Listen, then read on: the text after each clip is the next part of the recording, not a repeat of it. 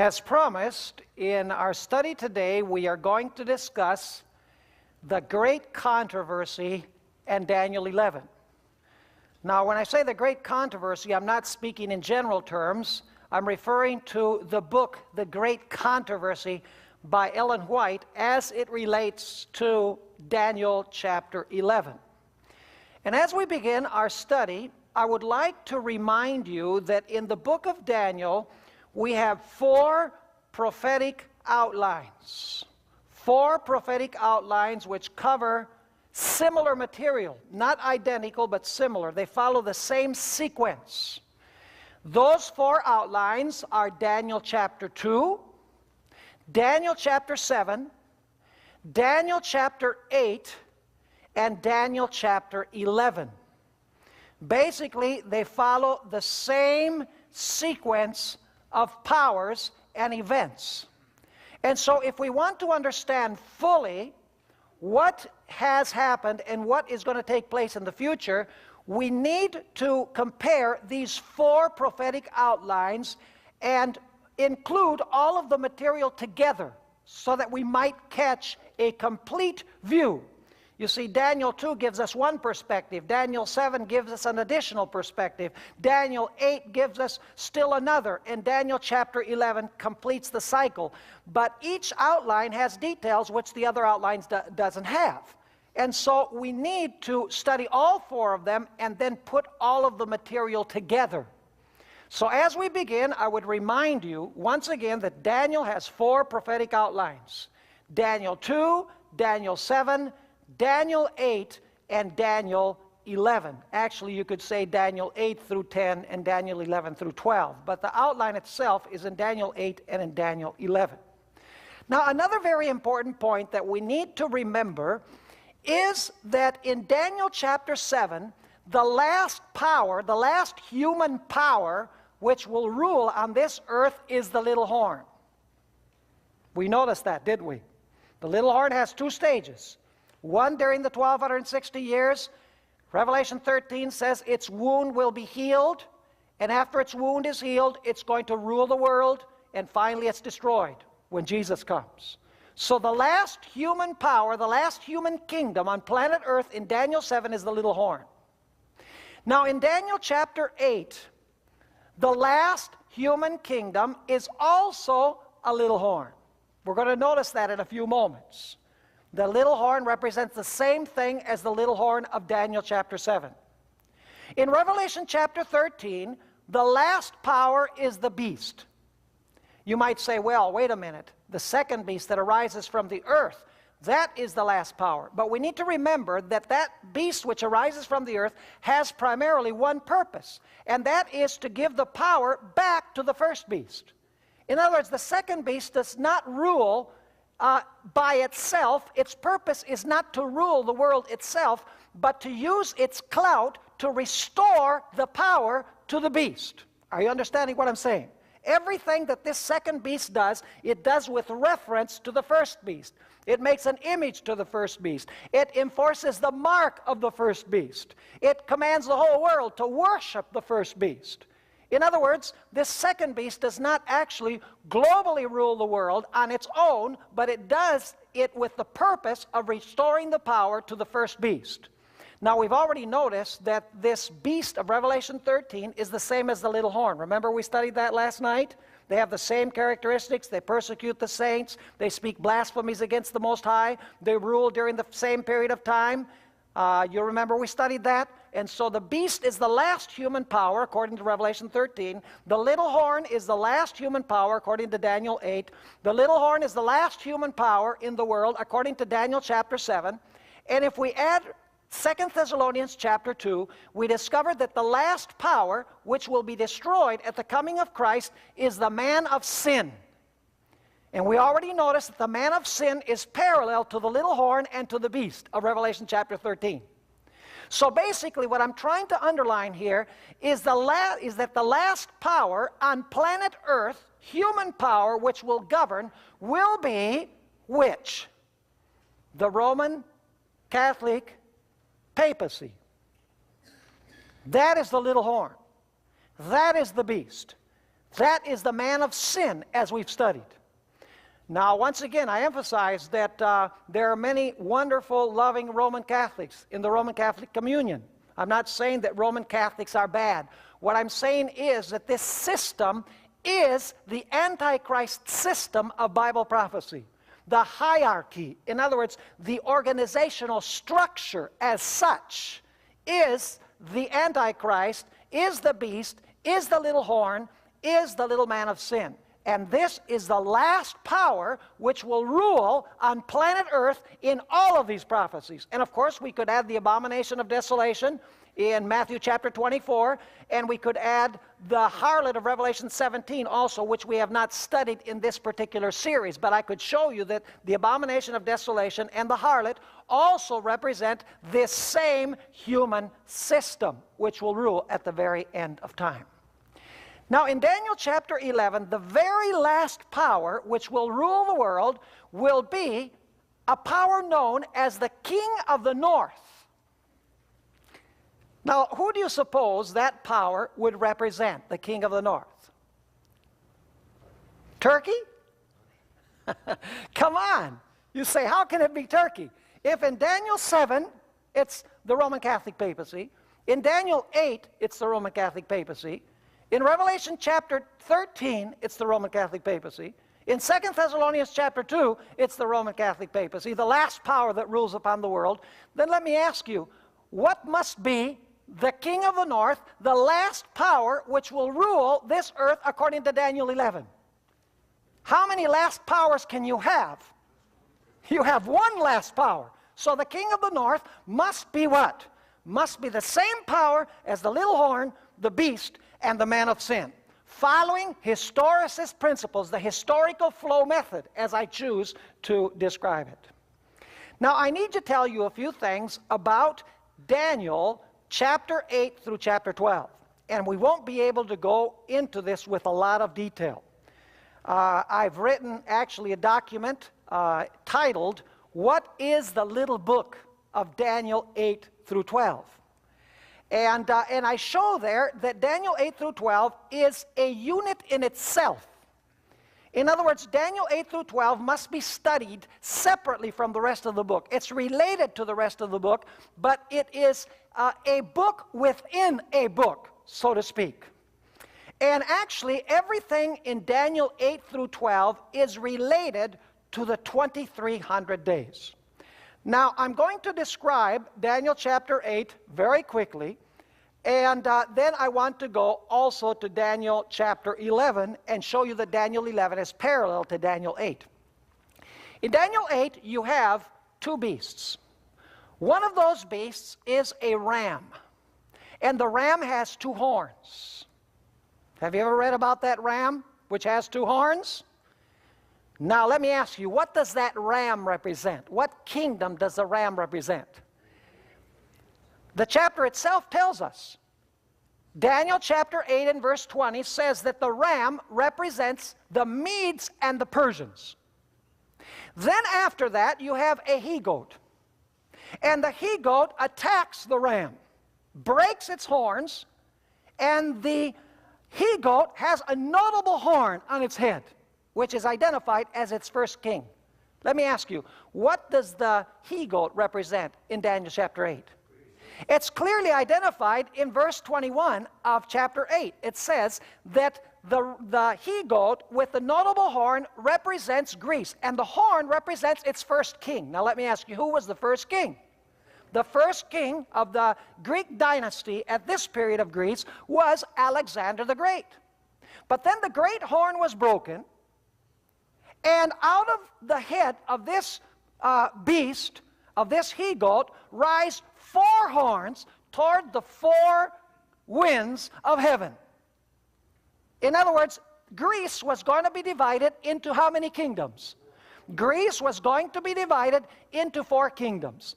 And then as you continue reading Daniel chapter 8, you discover that after Greece, with the horns, you have a little horn which rises and rules over the earth. Now, it's interesting. The little horn of Daniel chapter 8 represents both the period of pagan Rome and papal Rome. In other words, it's one symbol for both stages of Rome, because after all, it is Rome. Rome is Rome.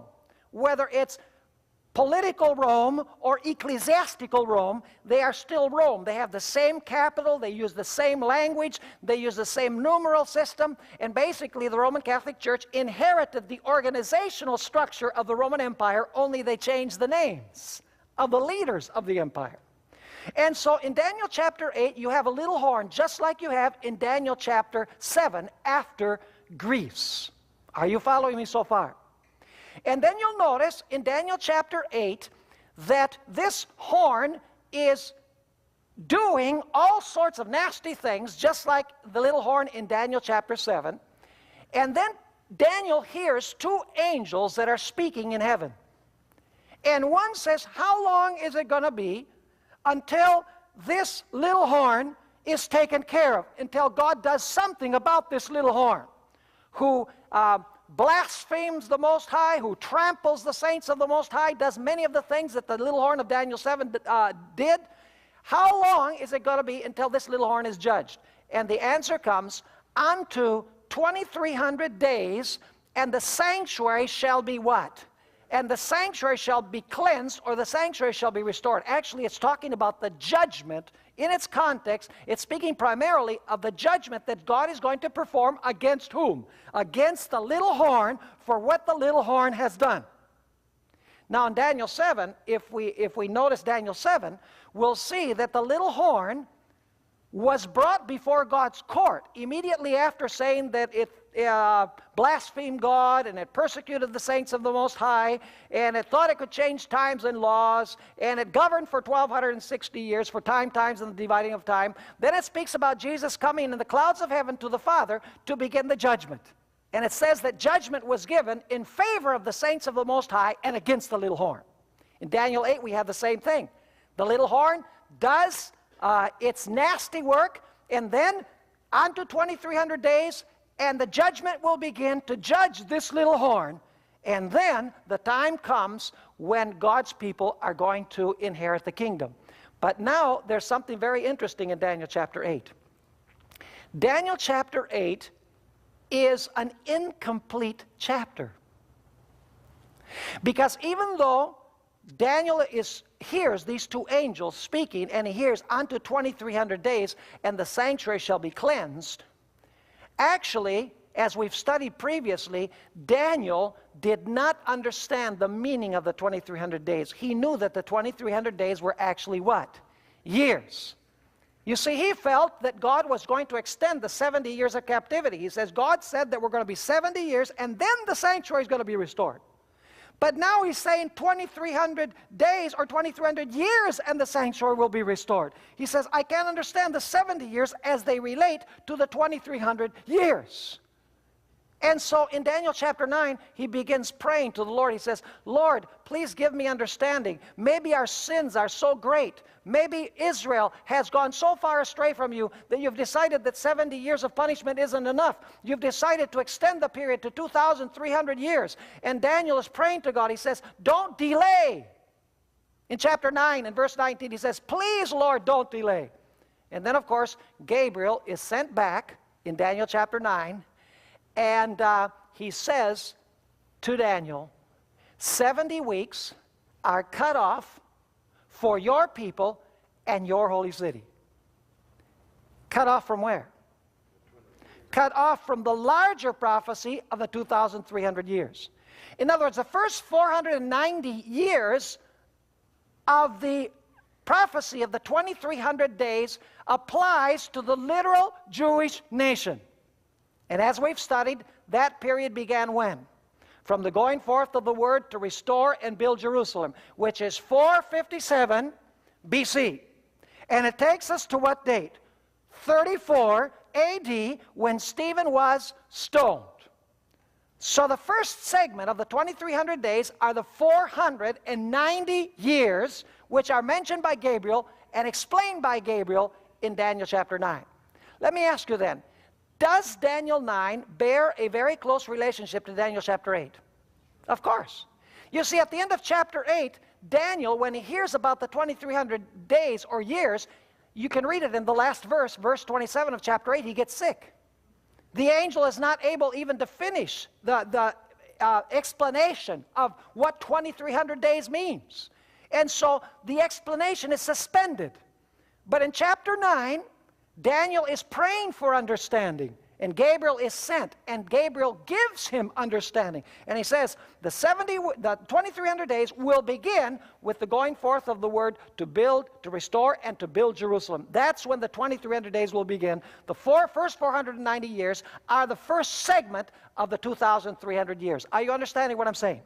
So Daniel 9 provides the beginning date for the 2,300 days of Daniel chapter 8. So is Daniel 9 related to Daniel 8? Most certainly, yes.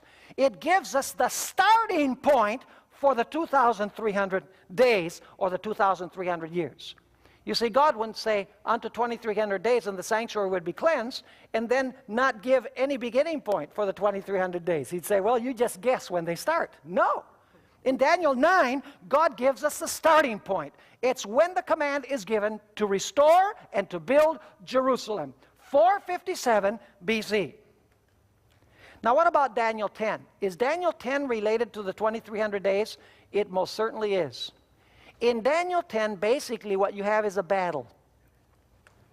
There is a power which is known as the Prince of Persia, which if you read Daniel chapter 10, you'll see very clearly that it is a reference to Satan. He's working behind the scenes upon the minds of the kings of Persia to keep them from giving the decree which will lead to the fulfillment of the 70 weeks. Basically, what the devil is doing, he's trying to influence the kings of Persia, telling them, don't let those people go. Don't let them go back to their city. Don't let them go back to establish their religion. Why would the devil want to keep the Persian kings from giving the decrees to rebuild the temple and to rebuild the city and to restore the city? Because if that is not fulfilled, the 70 weeks will not what? The 70 weeks and the 2,300 days will not begin according to schedule. And so there's this battle going on between the Prince of Persia and Gabriel, two angelic beings. And do you know that this Prince of Persia is so powerful that Gabriel is not able to prevail against him? And so it says there in the last part of Daniel chapter 10 that Michael, the great prince, one of the great princes, comes and he helps Gabriel in his struggle with the Prince of Persia. And as a result, the kings of Persia give the decrees that will make the fulfillment of the 70 weeks and the 2,300 days possible. Are you following me so far? Yes or no? Is Daniel chapter 10 related to Daniel 9 and related to Daniel 8? Of course. See, Daniel 8 introduces the 2,300 days, gives no beginning date, because Daniel got sick. So in Daniel 9, God says, I'm going to tell you when the 2,300 days begin. From the going forth of the word to restore and build Jerusalem. That's when they start. And there's going to be 490 years which will apply to the Jews. That belongs to your city and it belongs to your people. In Daniel chapter 10, you have the struggle between Gabriel, which by the way took the place of Lucifer, and Satan, the prince of Persia, Gabriel trying to convince the kings of Persia to give the decrees which will fulfill the prophecy of the 70 weeks, and the prince of Persia, Satan, trying to get them to go against and not give the decrees. But of course, it says there that Michael, along with Gabriel, prevail. And the decrees are given right on schedule. Now we've come to Daniel chapter 11.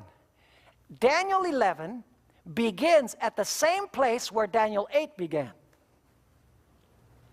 Are you with me? You know, unfortunately, we can't read every single verse. What I'm trying to do this evening is give you a global view. You know, I have 20 tapes in a series I did on Daniel, just on Daniel 11. And so how do you cover probably 25 hours of material in 1 hour? It's impossible. So all I can do is give you a global view. By the way, those tapes are available from Secrets Unsealed. If some of you feel really ambitious and you want to sit down, it's not the type of thing that you want to put in your cassette player if you're driving down the highway. You have to have your Bible with you, and you have to have your study and resource materials, your notebook, and you have to be able to stop and return the tape and listen again to make sure that you're catching everything that I'm saying, because it's a very intensive, very in-depth study of Daniel chapter 11. But what I want you to see this evening is the global view. If you read Daniel chapter 11, you're going to discover that it begins at the same spot that Daniel 8 began. Daniel 8 began with which kingdom? The ram, with the Medes and Persians. It continued with which kingdom? With Greece. And then Greece was divided into what? Into 4 kingdoms. Let me show you that. Daniel chapter 11. We'll read these verses. Daniel chapter 11, and I want to start reading at verse 2. And now will I show thee the truth. Behold, there shall stand up, by the way, stand up means begin to rule, begin to reign. Shall stand up yet 3 kings, where? In Persia. So when Daniel 11 begins, it begins in which kingdom? In Persia. And the 4th, that is the 4th king of Persia, shall be far richer than they all, and by his strength, through his riches, he shall stir up all nations against the realm of Grecia. If I had time, I would show you that this 4th king is Artaxerxes the first, who gave the decree to restore and build Jerusalem. Interesting that it would begin with this very king. Now notice verse 3. And a mighty king shall stand up, that shall rule with great dominion and do according to his will. This is speaking about the same as a notable horn on the he-goat. Verse 4. And when he shall stand up, his kingdom shall be broken, and shall be divided toward the what? Toward the 4 winds of heaven. Is that the same as the 4 horns that came up from the head of the he-goat? Yes. So did you begin with Persia in Daniel 11? Absolutely. Did you continue with Greece in Daniel 11? Yes. Now I want to show you that the next kingdom is Rome. Unfortunately, I can only pick and choose certain verses that show you the sequence. We can't study everything in between. It would take us at least 5 or 6 sessions just to study all of the historical details that are mentioned in this chapter. Notice Daniel chapter 11 and verse 22. You tell me which kingdom this is now. You've noticed that it starts with Persia. It continues with Greece. Greece is divided into 4. Which kingdom would you expect to be next? You would expect Rome to be next, right? The Empire of Rome. Now notice chapter 11 and verse 22. And with the arms of a flood shall they be overthrown from before him, and shall be broken. Yea, also the what? The Prince of the Covenant. Who is the Prince of the Covenant? The Prince of the Covenant is Jesus. And it says here that the Prince of the Covenant was going to be what? Was going to be broken. Now let me ask you, when was Jesus broken according to Bible prophecy? He was broken when the Empire of Rome crucified him by instigation of the Hebrew nation. In other words, in Daniel 11 and verse 22, where are we in the sequence? In the sequence, we are at Rome. Now, which would you expect the next stage to be? Let's just guess. What would be the next stage? Well, it must be papal Rome. During which period? During the 1260 years, correct? Now, let's go to Daniel chapter 11. Daniel chapter 11, and let's read starting, I wish we could go all the way from verse 30, because verse 30 actually begins this last power. It says in verse 36, and the king, the same as the little horn, same as the man of sin, same as the harlot, same as the abomination of desolation, same as the beast, only here he's called what? He's called the king. And the king shall do according to his will. And he shall exalt himself and magnify himself above every god. Where did we see that expression somewhere before? Do you remember that we studied that phrase? Where is it? It's in Daniel 7, but it's more specifically in another place. He shall exalt himself. He shall sit in the temple of God, showing himself that he is what? God. Where is that? 2 Thessalonians 2. In fact, the Apostle Paul, when he talks about the man of sin, is quoting this verse. Are you with me or not? Who is the man of sin? We've studied this. It's the papacy. So who must this power be? The same. And so it says, he shall do according to his will. and he shall exalt himself and magnify himself above every god, and shall speak what? Marvelous things against the God of gods. Is that what the little horn did? Yes or no? Of course. And shall prosper. Is that what happened to the little horn for 1260 years? Did things go well for him? Absolutely. Shall prosper. Till the indignation be accomplished. This is speaking about God's punishment. This is speaking about the pouring out of the 7 last plagues. Until the indignation be accomplished. For that is determined shall be done. Neither shall he regard the God of his fathers. That is the God of the fathers of the church. In other words, the apostles, the God of the apostles. Nor the desire of women. This is a reference to the practice of celibacy in the church. If I had time, I would go into that in more detail. It continues saying, for he shall magnify himself above all.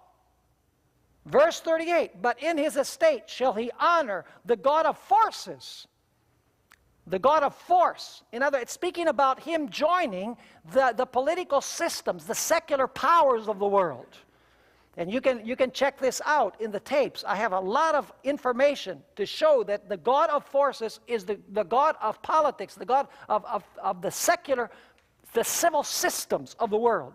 And so it says, but in his estate shall he honor the God of forces, and a God whom his fathers knew not shall he honor with gold and silver and precious stones. Same reference as in Revelation 17, where the harlot has these same things, and pleasant things. Verse 39, thus shall he do in the most strongholds with a strange God, whom he shall acknowledge and increase with glory, and he shall cause them to rule over many, and shall divide the land for gain. This is a reference to what the papacy did during the Middle Ages. They bought and they sold estates. They sold church offices and lands and bishoprics and so on. Now, what power are these verses describing?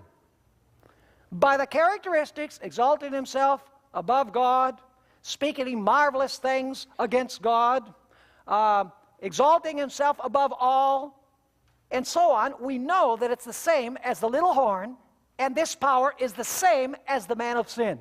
It's the last power which is going to rule the world. Are you with me so far? So where has Daniel 11 taken us? Has it taken us over the same ground as Daniel 8? Do you have Persia in both? Yes. Do you have Greece in both? Yes. Do you have Rome in both?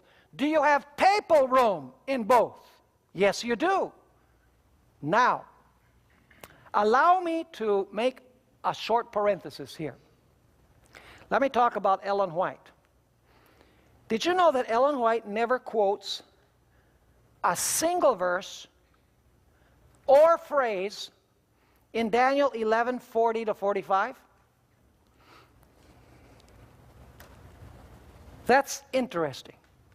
Ellen White never quotes, she never even alludes to a single phrase in Daniel 11:40 to 45. And somebody says, well, then Ellen White must have been silent about the identity of the King of the North. My question is, was she really silent about the identity of the King of the North, who the King of the North represented, this last power, or did she have clearly in mind who this power was? Well, the fact is that Ellen White does not refer to Daniel 11 very frequently in her writings. She refers to Daniel 11 probably 3 or 4 times, and in 3 of these references, it's a very general statement about the prophecy of Daniel 11 almost being fulfilled. But there is one passage that Ellen White quotes from Daniel chapter 11. And I'd like to read that passage. It is found in Manuscript Releases, volume 13, page 394. She actually quotes Daniel 11:30 to 36. Now notice what she says. We have no time to lose. Troublous times are before us. The world is stirred with the spirit of war. Soon, the scenes of trouble spoken of in the prophecies will take place. Now notice this. The prophecy in the 11th of Daniel has nearly reached its complete fulfillment. According to Ellen White, has Daniel 11 mostly been fulfilled already in her day when she wrote this? Yes, because she says the prophecy of Daniel, of the 11th of Daniel has nearly reached its complete fulfillment. In other words, we are in the final stages of the fulfillment of Daniel 11. Do you think that might be verses 40 to 45? I don't think so. I know so. She continues saying, listen to this, much of the history that has taken place in the fulfillment of this prophecy. Are there some things from this prophecy that have already been fulfilled, according to her? Yes. She says, much of the history that has taken place in the fulfillment of this prophecy will be repeated. So many of the scenes that took place in the past are going to be what? Are going to be repeated. Now, which parts are going to be repeated? Well, notice that she says this. In the 30th verse, a power is spoken of that shall be grieved and return and have indignation against the holy covenant. So shall he do. He shall even return and have intelligence with them that forsake the holy covenant. She's quoting Daniel 11 and verse 30. And then she quotes Daniel 11, 31 to 36. I'm not going to read the whole passage, but she's actually quoting Daniel 11, 30 to 36. Let me ask you, according to Ellen White, have these scenes already been fulfilled in this passage? Yes or no? Being that that was a very weak yes, I will read it again. She says, much of the history that has taken place in the fulfillment of this prophecy will be repeated. In the 30th verse, a power is spoken of that shall be grieved and return and have indignation against the holy covenant. So shall he do. He shall even return and have intelligence with them that forsake the holy covenant. And then she quotes Daniel chapter 11, verses 31 to 36. Then she says this, scenes similar to those described in these words will take place. Have these things been fulfilled already in the mind of Ellen White? In the past? Yes. Does she say that many of these scenes will be repeated? Yes. I'm going to explain in a minute why. She then says this, we see evidence that Satan is fast obtaining the control of human minds who have not the fear of God before them. Let all read and understand the prophecies of this book, for we are now entering upon the time of trouble spoken of. And then she quotes Daniel chapter 12 and verses 1 to 4. So for her, Daniel 12, 1 to 4 is future, whereas Daniel 11, verses 30 to 36 are in the what? In the past. Now, when she says that Daniel 11, 30 to 36 is in the past, is she talking about the past history of the Medes and Persians? Do you think? No, because that's in Daniel 11, where? Verse 2. Is she talking about the history of Greece? Is she? No, that's in verses 3 and 4. Is she talking about the history of the Empire of Rome? No, that's in verse 22. She's quoting verses 30 to 36. What power is being spoken of in verses 30 to 36? It's the last power that governed during the 1260 years, because you have Persia, Greece, the Empire of Rome, which broke the Prince of the Covenant, and then you have, starting with verse 30, this power that ruled during the 1260 years, who is described like the man of sin and is described like the little horn. Raise your hand if you're understanding what I'm saying. That was weak. But I'll forgive you. It's been a long day. Now you say, why does Ellen White say that these scenes will be repeated? It's very simple. It's not that the verses are going to be repeated. The scenes that took place in the past are going to be similar to what's going to take place in the future. Do you know why? Because the power that did all of these things in the past is going to resurrect from its wound, and it's going to rule again. Are you with me? In other words, Daniel 11, 30 to 39 is not going to be fulfilled again.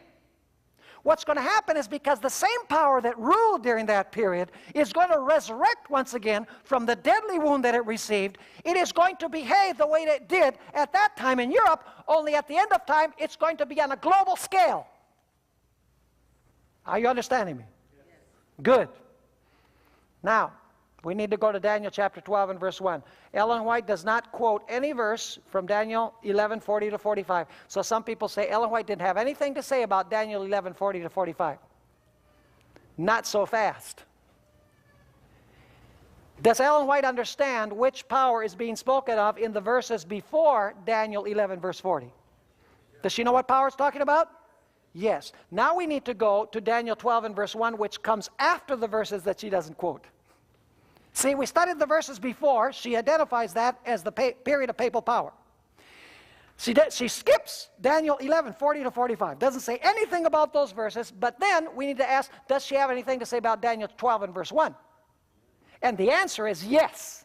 She has several quotations of Daniel 12 and verse 1. First of all, let's read Daniel 12 and verse 1. It says there, and there are 3 points that I want us to notice from this verse, and at that time shall Michael stand up. What does the expression "at that time" indicate?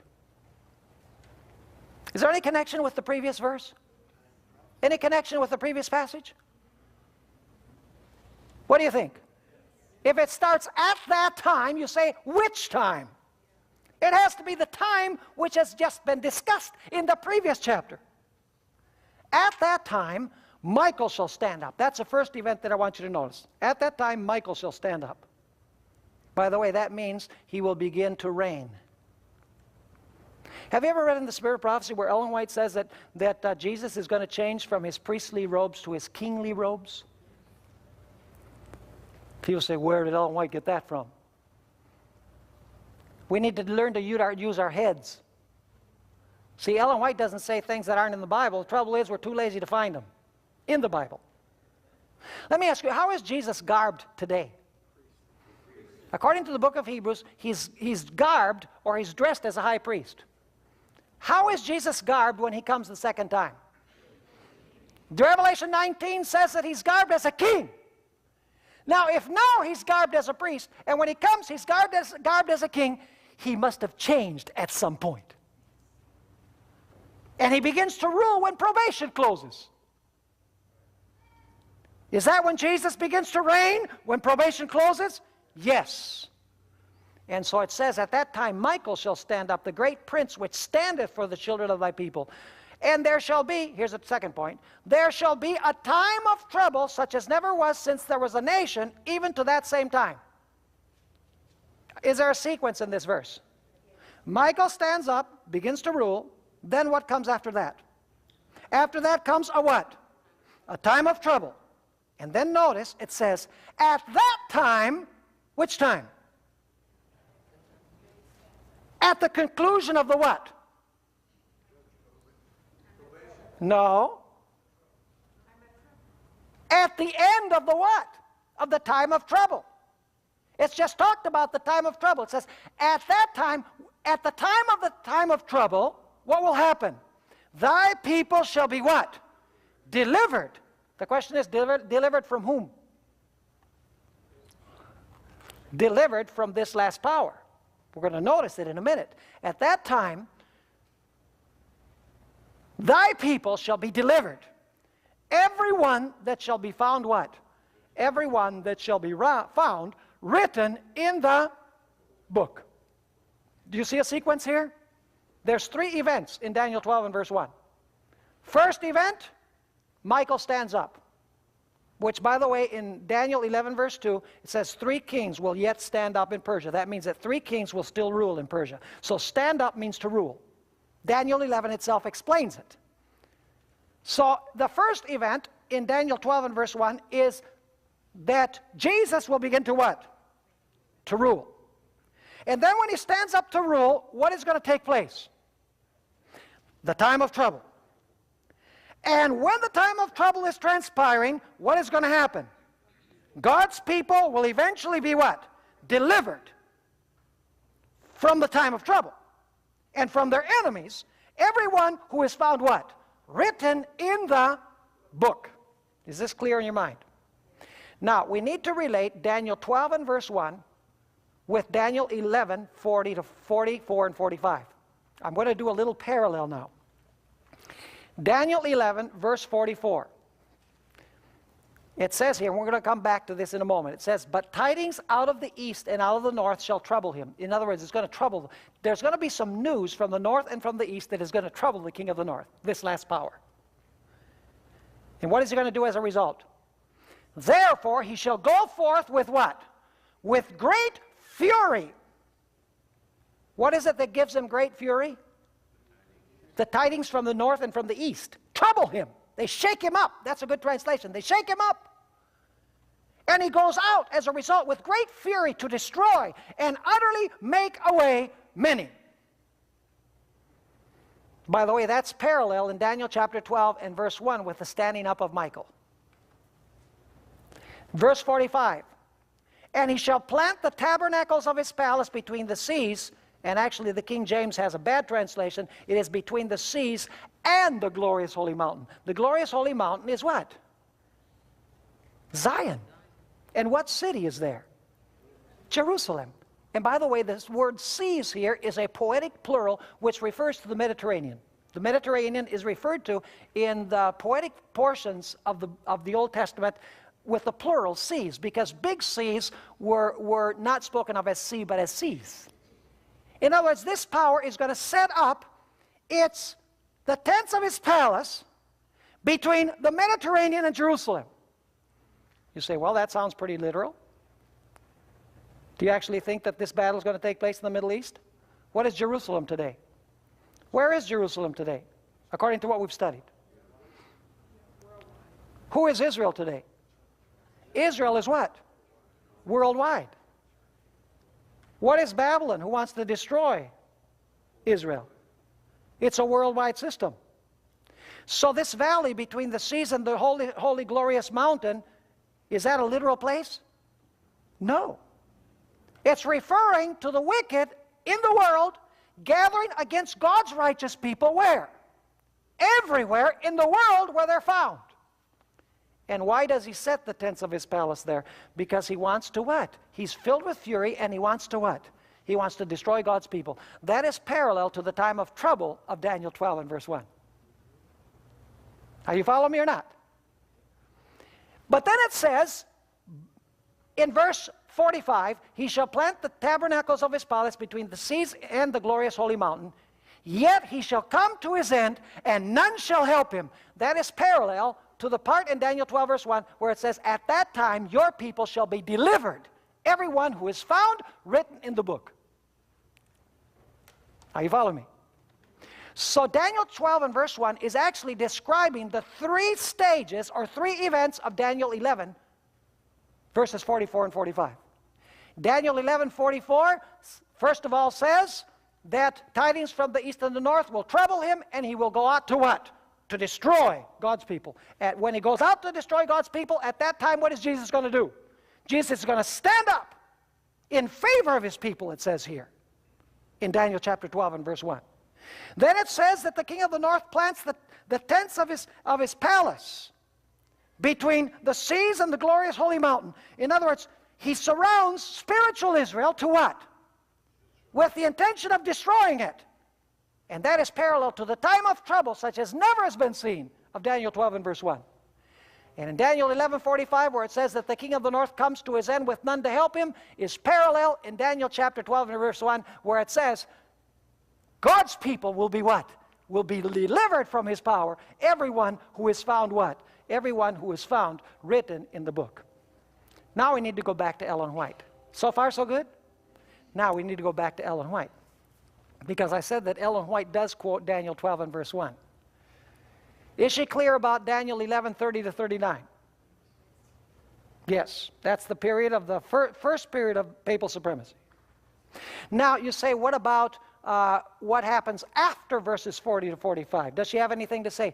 Ellen White actually quotes Daniel 12 and verse 1, and let me tell you where she quotes it. This verse, Daniel 12 and verse 1, she quotes to begin the chapter in the great controversy titled The Time of Trouble. In fact, at the very beginning of the chapter on the time of trouble, she quotes Daniel 12 and verse 1. Before she makes any commentary, she actually quotes Daniel chapter 12 and verse 1. Now, what's particularly interesting is that after she quotes Daniel 12 and verse 1, she describes the time of trouble, how all of the wicked will gather against God's people, how the faith of God's people will be severely tested, how they will be thrown in prison, how they will be persecuted. None will die, she says, but they will suffer hunger and they will suffer thirst. And some will be abandoned in prison, apparently abandoned, forsaken by God. She says their faith will be severely tested. She describes the terrible time of trouble such as never was since there was a nation, according to the way the Bible describes it. You know, it's interesting that after the chapter on the time of trouble, do you know what the next chapter in Ellen White's book, The Great Controversy, is titled? God's People Delivered. Now, wait a minute. What does that bring to mind? She's spoken about the time of trouble. She's speaking about God's people delivered. Is she still in Daniel chapter 12 and verse 1? Yes, she is. And do you know what's interesting? Let me give you the pages. The page where she begins with the time of trouble is page 613 of Great Controversy. The place where she begins the chapter, God's People Delivered, the title is page 635. That's a long chapter on the time of trouble. And then, interestingly enough, on page 637, immediately after speaking about the deliverance of God's people, Ellen White quotes Daniel chapter 12 and verse 2, where it speaks about many who rest in the dust of the earth will be raised, some to everlasting life and some to everlasting contempt. Does Ellen White quote Daniel chapter 12 and verse 1? Is she clear on Daniel 12 and verse 1? She sure is. In fact, when she quotes Daniel 12 and verse 1, on page 613, she not only begins with Daniel 12 and verse 1, but she actually, the first page describes how Jesus changes his priestly garments to his royal garments, and now how Jesus is now going to take his kingdom. He's going to reign. And then she describes the time of trouble. There she's discussing the standing up of Michael. She discusses the time of trouble, and then she speaks about the deliverance of God's people on page 635. Does Ellen White have very clear in mind the meaning of Daniel chapter 12 and verse 1? Yes, she does. Does she have very clear in mind the meaning of Daniel 11:30 to 39? Yes, but now we have this problem. Ellen White does not quote Daniel 11:40 to 45. Now here's the million-dollar question. Where would you expect to find Ellen White's comments on Daniel 11:40 to 45? Where would you expect to find them?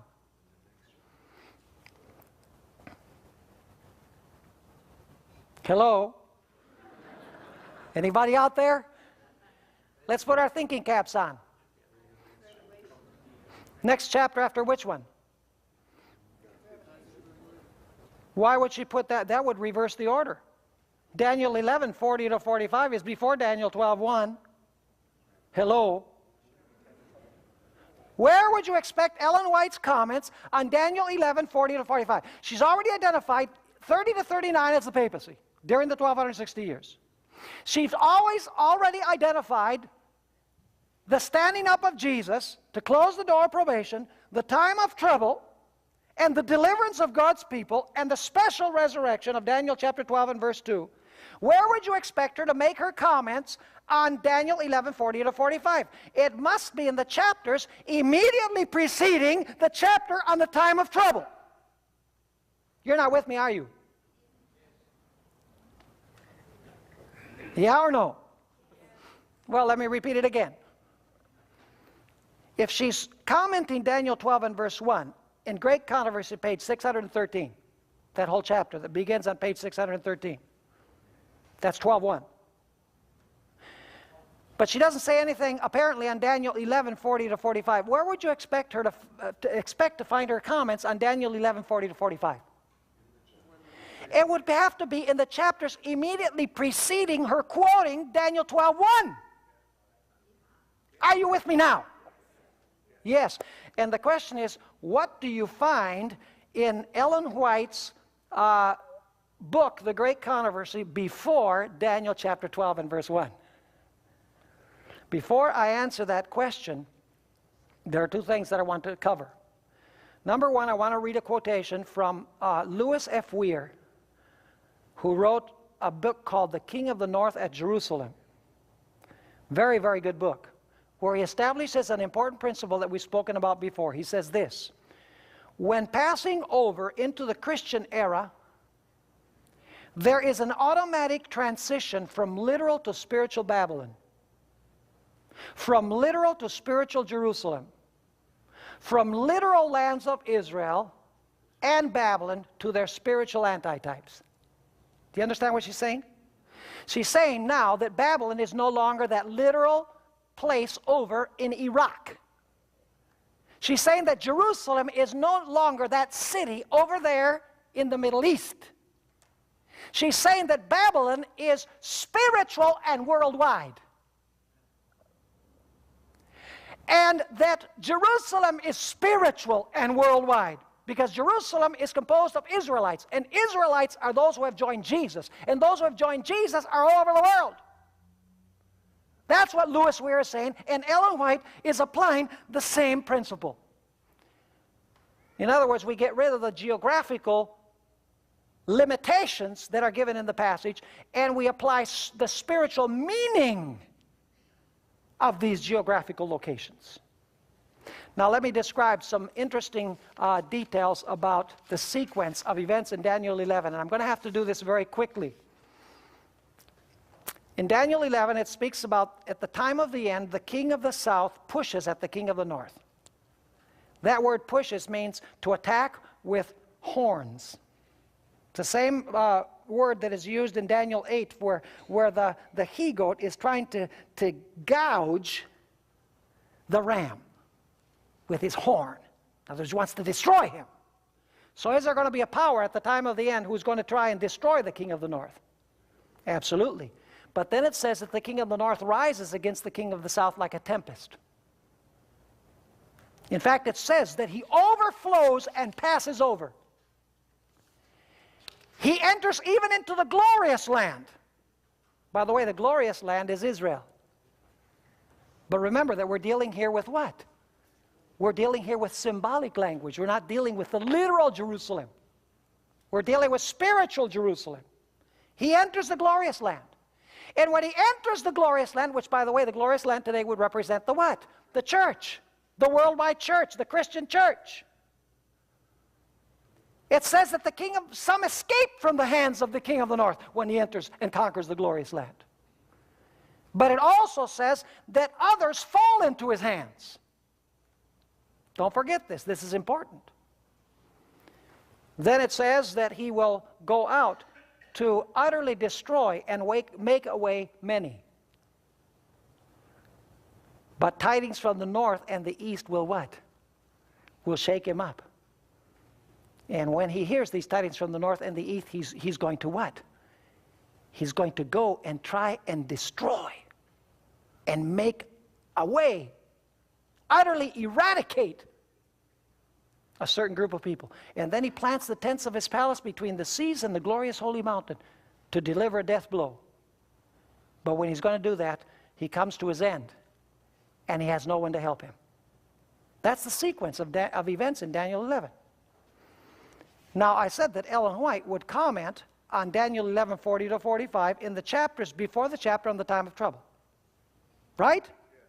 Now, what do you find in the chapters, say the 5 or 6 chapters before the chapter on the time of trouble? Let me describe what you find in the writings of Ellen White, and I'll go through this quickly. She speaks about the wounding of the Roman Catholic papacy in the French Revolution. By the way, that is the attack on the king of the north, to try and destroy him. Then she speaks about how the wound begins to heal, and this system begins to take over the world. Then she describes that the papacy enters the United States, overtakes the United States, particularly Protestantism as represented in the United States. That's the entering the glorious land, by the way. Then she describes how the papacy ascends to global power. And how when crunch time comes, many who have been in the remnant church will be overcome by this system and will abandon the remnant church. But she says that many will escape from the hand of this power and join God's remnant people. That's what's being described in Daniel 11. By the king of the north overcoming some, but some escaping from his hand. It's really describing the shaking. Then she describes how a national and finally a universal Sunday law will be proclaimed. And God's people will proclaim the message about the Sabbath, about the seal of God. By the way, do you know that in Revelation chapter 18, where it speaks about the angel that comes from heaven, that glorious angel that comes from heaven, fills the earth with his glory, condemns Babylon because Babylon is filled with demons and fornicates with the kings of the earth. In other words, it's mixing church and state. Do you know, interestingly enough, that message comes from heaven, and in the Bible, heaven is in the north. And in Revelation 7, the sealing of God's people, by the way, the seal is what? God's holy Sabbath. The sealing takes place by an angel that comes from the east. Tidings from the north and from the what? The east, concerning God's law, concerning the Sabbath. And what is that going to do with the religious powers of the world? They are going to become what? Infuriated, just like it says in Daniel chapter 11. The message that comes from the north and the east will infuriate the world. And then probation will close. And a death decree will be proclaimed against God's people. That's what's being described by the king of the north setting up his strategic tents in a place between the seas and the glorious holy mountain. He's in a strategic place in the valley of Megiddo, where all of the principal battles took place against literal Israel. In other words, he's gathering in a strategic place to deliver a final death blow against God's people. Only at the end, it's not going to be on a local level, it's going to be what? Global or worldwide. Is there going to be a terrible time of trouble which will ensue according to Ellen White? Yes, absolutely. Are God's people going to be delivered from this death decree? She describes it. Then there's going to be a special resurrection, and then Christ will set up his everlasting kingdom. So let me ask you, is Ellen White silent on Daniel 11:40-45? She's not silent about it. She has much to say. She takes the symbols, and what does she do? She interprets them. She does much like we did with the 24 elders. Remember what we did with the 24 elders? You know, it speaks there about, it speaks about 4 living creatures. It speaks about 24 elders. It speaks about a lamb, as though he had been slain, and one seated on the throne. None of them are identified. In Revelation 4 and 5, they're not identified. It just says there's one sitting on the throne, there's 24 elders, there's 4 living creatures, and there's a lamb as if he had been slain. All you have is symbols. But when Ellen White talks about this in Desire of Ages, the last 3 chapters of Desire of Ages, she says the 4 living creatures are seraphim. She doesn't even say 4 living creatures. She says the seraphim are there. Instead of the 24 elders, she says the representatives, the sons of God, the representatives of the worlds that never sinned are there. She doesn't even mention the 24 elders, but she says the representatives of the worlds.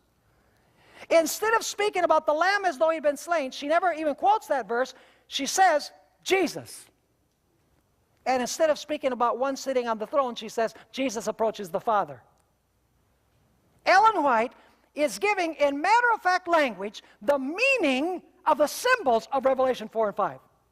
And that's what she's doing in Daniel 11:40-45. And I don't even think maybe Ellen White knew what she was doing. She knew what she was saying, obviously. But I'm not sure that she knew she was commenting in the chapters before the chapter on the time of trouble, that she was even commenting on events that are described in Daniel 11, verses 40-45. Now allow me to bring this to a close. Are you understanding so far? This is a real global view. We're doing all right. A lot of Adventist scholars today are saying, how come fundamentalist Islam is not in end-time prophecy? We have to find Islam. It's far too important to not be in Bible prophecy. How many times does Ellen White mention Islam as being important in end-time events? None. In none of these chapters does she mention Islam as being important in the fulfillment of Bible prophecy. She doesn't even mention it. For her, the dangerous powers are the civil powers of the world uniting with the Roman Catholic papacy and apostate Protestantism. The dragon, the beast, and the false prophet of Revelation chapter 13, Revelation chapter 16. Those are the powers that she comments about. Nothing about Islam. So why do futurists today believe that the king of the south are the Arabs and the king of the north is Russia? And the kings from the east are the Chinese. And they're going to come against literal Israel. And there's going to be this fight over the oil of the Middle East. Anti-Semitic battle between the powers of the world and the Jews. Does Ellen White have anything to say about this? No, because she's following historicist principles. She's following the historical flow method. By the way, it's very dangerous for us to get our interpretation of prophecy from newspapers, movies, books, and television. It's been tried before in the Seventh-day Adventist Church by a man called Uriah Smith, who in many ways was a great scholar. He has many things of value. But in 1871, Turkey was in the news. And there was the idea that Turkey was going to transfer its capital to Jerusalem. And then Turkey was going to be destroyed in Jerusalem between the seas and the Holy Mountain. And that was what it was in the news. And so Uriah Smith, you know, when they were talking about transferring the capital of Turkey, he says, no, Turkey has to be in the Bible somewhere. Where? Oh, here it is, the king of the north. Is that any way to interpret Bible prophecy? To let the newspapers tell you what the Bible means? No. You go to the Bible and understand the Bible, and then you read the newspapers. Are you following me? And so Uriah Smith changed the interpretation of the king of the north. And for decades, the Seventh-day Adventist Church, the evangelists and the scholars were teaching that Turkey was the king of the north. Now you tell me, how can you have Babylon, Medo-Persia, Greece, Rome, in Daniel 2, in Daniel 7, in Daniel 8, but in Daniel 11 you have Persia, Greece, pagan Rome, papal Rome, and Turkey. How does that follow any biblical principles? It's a violation of biblical principles. Allow me to close by reading you one statement from James White, the husband of Ellen White. He says this: if the feet and 10 toes of the metallic image are Roman, if the beast with the 10 horns that was given to the burning of the flames of the great day be the Roman beast, if the little horn which stood up against the prince of princes be Rome, and if the same field and distance are covered by these 4 prophetic chains, then the last power of the 11th chapter, which is to come to his end and none shall help him, is Rome. Are you catching this logic? But if this be Turkey, as some teach, then the toes of the image of the 2nd chapter are Turkish. The beast with the 10 horns of the 7th chapter represents Turkey. And it was Turkey that stood up against the Prince of Princes in the 8th chapter of Daniel. The dangerous powers in this world, folks, are when the kings of the earth allow the Roman Catholic papacy to ascend to power again, aided by the United States of America, the very country that God chose to separate church and state. The very country that incorporated into its Bill of Rights, in the amendments of the Constitution, that Congress shall establish no law, shall make no law, respecting an establishment of religion or prohibiting the free exercise thereof. The character of the United States is going to change when it caters to the papacy. And then God's people who speak out will be marked. That is reality. And even in the Adventist Church, many are trying to change this view. May God help us to proclaim the correct view, because there are many sincere people that are hungry and thirsting for the truth, and they need to know it. Let us pray. Father in heaven, we thank you for what we've been able to study this evening. We ask, Lord, that you will give us the opportunities and help us keep our eyes open to looking for chances to witness to people about these great things from your word. We thank you for having been with us in this series, and we ask that you will bless us as we return to our homes. We pray these things in the precious name of Jesus. Amen.